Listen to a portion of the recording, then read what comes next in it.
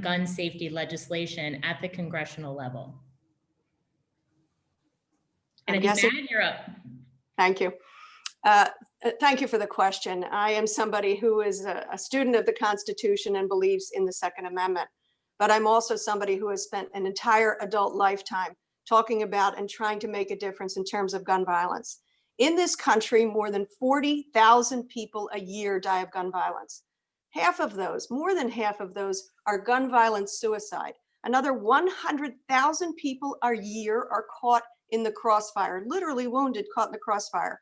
I call it a jetliner a day, 300 plus souls, either dying or being injured by gun violence. We have to do something about it. So what I have been proud to be a part of is a Congress that decided in judiciary, for example, our very first hearing was about gun violence. 2 bills that we passed in February of last year were universal background checks and closing the Charleston loophole, bills that would save lives. I'm not a threat to anybody's Second Amendment rights. I've got a son, Harry, who loves to shoot. He's taken me shooting. But what I am interested in is making sure we save lives. We need to pass sensible legislation. We need to call on the Senate, who sat on its hands after we passed this legislation, to save lives. Background checks. 95% of Americans, gun owners as well, believe that background checks will save lives and are appropriate. I had the chance to work with John Lewis on this very issue. And I said to him, the day we walked out arm in arm, the whole caucus went out arm in arm to celebrate that we had passed these bills for the first time in more than 2 decades. He said, don't worry, keep your eye on the prize. We will get it done. Yes, I'm gonna go. Okay, great. I believe that a firearm is the great equalizer between me as a woman and someone who is much bigger and much stronger than myself. I also believe that a firearm is a great equalizer when the mob is standing outside of your front door. We've been seeing that happen more and more and more. And I know that there may be some who may say, oh, she's fear mongering. But it's not fear mongering if the fear is real. We are watching this. We are seeing this take place all throughout our country. And I also believe that the Second Amendment secures my right as a law-abiding citizen to both keep and carry a firearm, and I will oppose those restrictions that come against that right. Now, I will promote proper gun safety. I believe the government has a role to play in incentivizing people in the proper training, handling, and storage of their weapons or of their firearms. Now, we have a lot of naysayers, and you never hear the naysayers talk about the over 3 million crimes that never happened because someone had a gun. And that is according to the CDC in a report that they provided to President Barack Obama. So listen, you have to ask yourself, what is a prerequisite of a criminal? What's the prerequisite for a criminal? They don't obey the law. Here in Pennsylvania, we have over 3,100 laws. Would 3,101 law make the difference to a law-abiding citizen? I don't think so. Okay, we're going to move on and again change topics. And for those who've rejoined us, we are live again, but I want to note that we've been recording the whole thing and it will be put up so that you can see all of these great responses from the Congresswoman and Kathy Barnett. So I have a question here, which I think is even pertinent to myself. Student loans. Student loans are a crisis in the making and are a crisis. What do you think could be done to avoid this crisis and change this? Not only is it an issue for you, Jamie, it's an issue for me and countless millions of others. We need to really put our head together, cooler heads, people who are coming in and able to actually talk across the aisle in order to figure this one out. I do not believe that the answer is to bail everyone out. I do not believe that. I do not believe that according to the Sanders plan, for example, and those who lean more to the left, of getting the 1%ers to pay for taxing the one percenters in order to have a pool of money to pay off all debt, nor do I believe that the answer is to do universal colleges for everyone. I remember when I was in high school, and in my high school, there was a trade school, and you saw students coming in because they recognized everyone wasn't going to go to a four-year college. And in fact, I believe everyone should not go to a four-year college. Some people will better use their time doing other things. But I believe everyone should be educated. And I think that that can be done in cutting a lot of that cost that we're seeing students take on these large debts, only to not ever use that degree or figure out they shouldn't have been there in the first place. So trade schools will be very important. In addition, instead of bailing out these universities with grants, we need to hold these universities accountable, specifically those who are receiving federal funds. Great end to timing. Matt, I'll turn it to you. Thank you, Jamie. This is an issue I care a lot about. As a mother, a grandmother, and a former professor, I taught for 10 years, so I saw students grappling with student loan debt. Let's define the problem. In our country before the pandemic, we had $1.6 trillion worth of student loan debt, saddling our young people, stymieing them from investing in a house, maybe preparing to be married or have a family. We have to do something about it. That's why I did two things before the pandemic. I introduced, along with Andy Levin, we reintroduced the America's College Promise Act, which would offer a free college for community colleges, as well as technical training, as well as historically Black and universities and colleges. I think education is the key to our economic future. How we educate our kids will determine not just their future, but our own. That's why I am proud to support and sponsor America's College Promise. Now, as a result of the pandemic, more and more students are falling into default because through no fault of their own, they're not able to work. We have to free them of that. That's why I introduced legislation to give them relief of up to $10,000 in their student loans. There's a lot we can do. Number one, we have to make sure we recognize that we want young people to claim their education, and we don't want them saddled with debt that will only hold them back in the future. I hope that my two pieces of legislation move forward. Thank you both. We're going to continue on education, but we're going to go younger than that to the real foundation. And we got a question, meaning the earlier years, and we got a question about that. What are you going to do to assure that all children have access to a good education? And would you vote for school vouchers? Where do you stand on school choice? So it's a conglomerate of a bigger issue. Again, yeah, Mad, you're up. Again, my experience and my background informed me. I was 6.5 years a state legislator. Again, the Pennsylvania Constitution says that we owe every child in this state a public school education that is thorough and efficient. I take that right and that responsibility extremely seriously. So what are we doing? The state funds most of pre-K, K through 12 education. We don't fund it enough. I always fought for more funding for education. We don't fund it equitably. This district, the 4th Congressional District, is home to so many fantastic schools and school districts and teachers and administrators, but we know that it is unequal. From Pottstown to Norristown to Cheltenham, we want every student, every child to get a good education. So that's why I have fought for more funding from both the state and federal level for education. An equitable funding formula, which we do not now have in place for universal pre-K and for quality full-time kindergarten. Fully funding education is not only the right thing to do, I actually believe it will be the economic future of our country. It's the way to restore our country and our economy, and it's the right thing to do for our kids. Thank you. Kathy? Yes, if you walked into my home and over my office door, I have a quote that I earnestly believe in, and that is one from Frederick Douglass, that knowledge makes a man unfit to be a slave. If you want to make sure that little children grow up and have opportunities in this world, then you make sure you give them the education they need, and you do it as soon as possible. What my opponent and many others talk about in theory, I understand in reality. As I said before, I grew up on a pig farm in Southern Alabama. And on my way of clawing myself from up underneath that rock, education was key for me. I would not be here today if it was not for an education.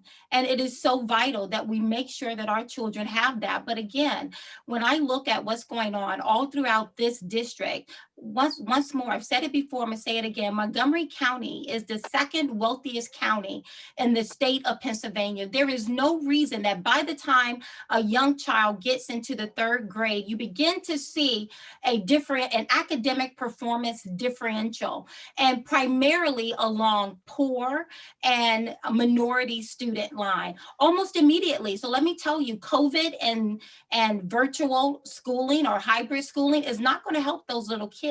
Secondly, it is not money. We don't need more money. Money is not the solution. I'm going to give a couple more minutes. I'm sorry. Timekeeper know that we're going to add an additional 30 seconds. Kathy? Yes. Yes. For example, in Wissahickon has an annual budget of over $100 million. So with 4,400 students, it's about roughly $22,000 per student. And that differential happens there. $22,000, a budget of $100,000. What in the world? More money is not the issue. We need to figure out what the problem is. I believe it starts with jobs, making sure we bring more jobs into this district, and also being able to come around parents who aren't living very in privileged bubbles like some of our other constituents here. Thank you, Kathy. All right, we're gonna go. We were talking about building up and supporting our young people. Now we're gonna talk about seniors. We got a question specifically on that from a senior that depends on Social Security and Medicare. And they're asking, what are your priorities for protecting seniors and protecting our financial security? And I believe it's you, Kathy. Yes. Great question. Thank you so very much for answering it. This is a can that has been kicked down the road since I was a little girl. And no one has the nerve to tackle it. And I don't really know what the solution is completely. I don't think anyone does. And if anyone say that they do, I believe that is not true. Because again, it's a can that has been proverbially kicked down the road into in perpetuity. One of the things when you talk about senior citizens, one of the first things I would do when I get in office is join the chorus call for investigating why, for example, Dr. Levin and Governor Wolf mandated that nursing home facilities and long-term care facilities take in COVID-19 positive patients. In Montgomery County, 93% of the deaths due to COVID occurred in nursing homes and long-term care facilities. My opponent recently did an interview with Dr. Levin and applauded Dr. Levin on a job well done in handling COVID. I do not think 92% death rate as it relates to COVID in our county is a job well done. So not just your financial security is at stake, but also your very life. This is a virus. And one thing we know is that there may be others. And now they're talking about a spike is coming. So this is a very big conversation. Thank you. Well, Jamie, I think the question was about Social Security. And what should we do about Social Security? We should make sure that it is there for seniors as they retire. It's a promise that we make. It's a contract that we make. As we work, we invest in the Social Security system. It is government's obligation to make sure that it is there when seniors retire. Strangely, what the Republican Party has recently suggested, including this administration, was let's stop collecting Social Security taxes during the pandemic. Well, I find that is an absurdity, an obscenity, frankly.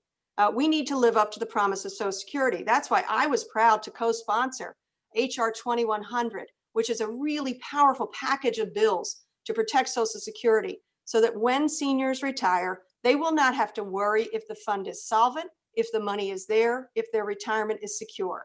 To do anything less is irresponsible. People have a right to trust their government. They have a right to the facts and the truth. They have a right to us managing Social Security appropriately and fully funding it. If we don't do that, then how do we live up to our Medicare promises? How do we live up to those seniors who need the support of Medicare as they go into the nursing homes that Kathy Barnett was just talking about? We have to make sure that Social Security is robust, secure, so that our seniors can retire comfortably and as well as they possibly can to enjoy their life because they've worked hard to put into Social Security. HR 2100 is the way to go. All right, thank you both. I can't believe we're already getting to 6:20. I want to note again, we've been recording on Zoom and we will be sharing out this full great forum that we've been doing. I know there's some glitches. I can't control technology. We're all living in that world now, but this is really going great and we're going to continue on through the total time. And thank you both for being amenable to that. So we got a question here, and I think this is a pretty broad one, but I think can tell us a lot about both of you. And that is, what do you think is the most important issue facing our district? And what would be your plan to deal with that? Jobs. Jobs. I just sat down not too long ago with about 32 different manufacturers in the Pottstown area. And they told me two things and I was quite amazed. I thought there's so many things that we can talk about as being issues that they would want their next congresswoman to focus on. And they told me two things. One, China, making sure that they get fair and better trade deals. Do you really think someone who has received the bulk of her family's wealth by using sweatshops in China is going to hold China accountable for the unfair trade practices that has gone on? The second thing they talked to me about were trade schools. They have jobs, but they need people to fill those jobs. And additionally, we have Mercs here. If this virus has taught us anything, it is the fact that we need to bring back the manufacture of our critical medical supplies. We also need to begin to incentivize corporations to diversify or decouple their businesses out of China and begin to bring those jobs here. We don't need another program. My opponent is really big on creating what I call welfare programs. She doesn't call them welfare programs, she called them stimuluses. But we need to get the governor to get his foot off of our throats so we can get back to work and start opening up our district again. Thank you. I'm going to turn over to Matt. I really appreciate the question because I have the chance to talk every single day with my constituents. And there are two areas that I would want to focus on. Number one, it is that people are worried about their lives, their livelihoods, and the life of our democracy. That's something that is on the ballot this election cycle. The other thing that people are interested in, they talk to me about all of the time, is equality. What are we going to do to make sure every person has a chance? Those who are minimalized, those who are poor, those who are marginalized. Ruth Bader Ginsburg, Justice Ginsburg recently died, and she thought that her job was to make sure that the use of the Constitution and the laws of this land were for everybody, to lift everyone, to make sure that the marginalized were treated with equal justice. Another issue that my constituents care deeply about are women's rights, our abortion rights, our healthcare rights. It's a critical time in our economy. We have an administration who has spent the last 4 years in court trying to tear down the Affordable Care Act without a single plan to replace it.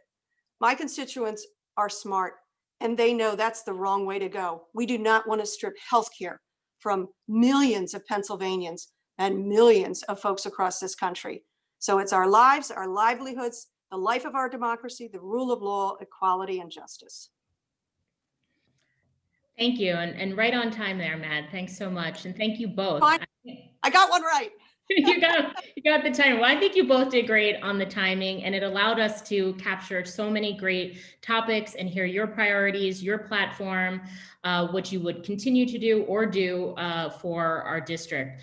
I want to note again, for those who cut out on the feed, we are recording all of this and it will be played back, so I'll probably sound a bit like a robot, but this is all part of the tech world we're living in now.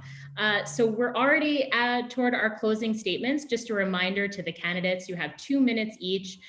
Those 30 seconds, they're done now. Kathy used hers. Mad, you didn't need them, I guess. So we go to closing remarks, and we're gonna have Mad go first with her 2 minutes, and then we'll turn it to Kathy, and then I'll wrap it all up and remind people that they should be voting. Well, again, Jamie, League of Women Voters, NAACP, and those who are viewing this, I thank you for taking this election so seriously. I thank you for the privilege of serving the 4th Congressional District. It is an honor to serve as a freshman. How lucky am I to serve the place where I grew up and raised my own family? You know, this wasn't always meant to be. 2 years ago, we didn't have the 4th Congressional District. It was because of the Pennsylvania Supreme Court finding that the old gerrymandered districts were so unconstitutionally, palpably gerrymandered that they said Montgomery County and Berks County needs a fair seat at the table. So I thank that rule of law as coming forward. I've traveled throughout this district, and whether it's from Boyertown to Brenathan, from Lower Moreland to Lower Marion, to Pottstown to Phoenixville, from Collegeville to Cheltenham, from Green Lane to Glenside. This is one of the most dynamic, diverse districts that there ever was. I am so lucky to serve as the Congresswoman for this district. And why is that? Because of the diversity that is here, because of the opportunity that is here. We are one of the most important districts in this entire Commonwealth. It's beautifully diverse, filled with people who want decency and compassion in their public servants, who believe in the promise of America, who want the rule of law protected, and who want their government to be trustworthy. All they want is a chance for a brighter future for their kids and their grandchildren, just like mine. So I'm going to give a final shout out to Aubrey and Ella and Sawyer. My public service is inspired by you, and I thank the 4th Congressional District for giving me this chance. Thank you, Matt. And I'll turn it over to Kathy for your 2 minutes, and then we'll call it a night before the Eagles game. Oh, look at that. Thank you so much, everyone, for giving me the opportunity to be able to come and to introduce myself to you and to tell you my vision for this nation. As you've seen throughout our time here, there are a number of significant differences between my opponent and myself. My opponent has talked a lot about growing up here in this wonderful district. And I have to ask you, what exactly has she done for you in these past 2 years being in Congress? How exactly has she brought jobs here? I go from one end of this district to the other, and routinely, almost every single time, people are asking me, who are you running against? That's a problem. They call her and there is no answer. Let me boil this down for you.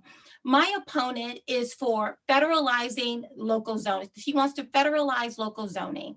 She wants to federalize policing, federalize healthcare, federalize education. In essence, my opponent and her Democrat colleagues want to federalize our lives. But I want something different. I want us to be able to preserve this nation for the next little boy or girl who find themselves underneath a rock. I want to make sure that we get jobs back to this nation.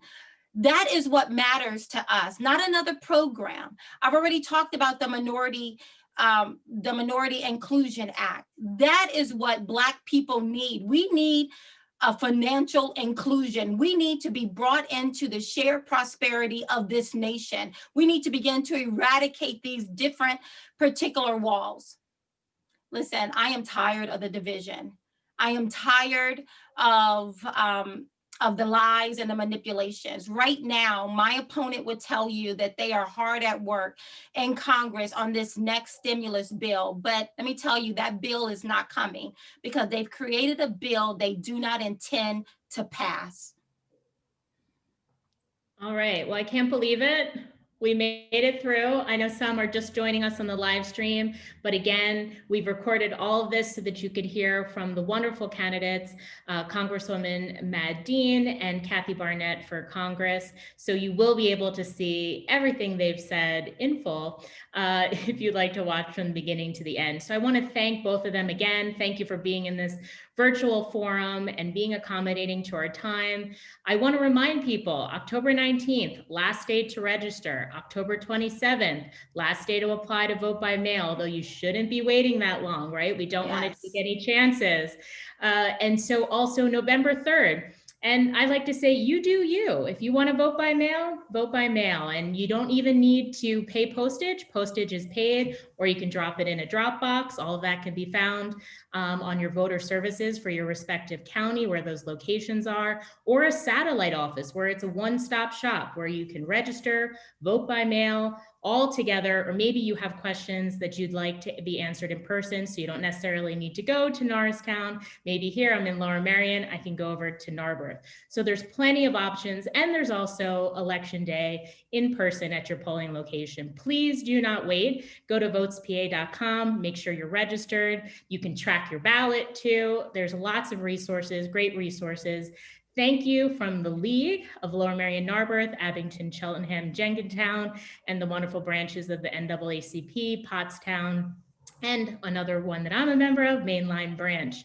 We are very grateful to the two candidates because this is really what the League is all about. It's empowering voters, making an informed decision. Again, vote 411. You can find out more about the two candidates tonight and plan your ballot from the top to the bottom. No more straight party voting. So you're going to be informed and you're going to know who you're voting for from the top on down. So again, thanks so much. And maybe the birds will actually get a win tonight. Okay.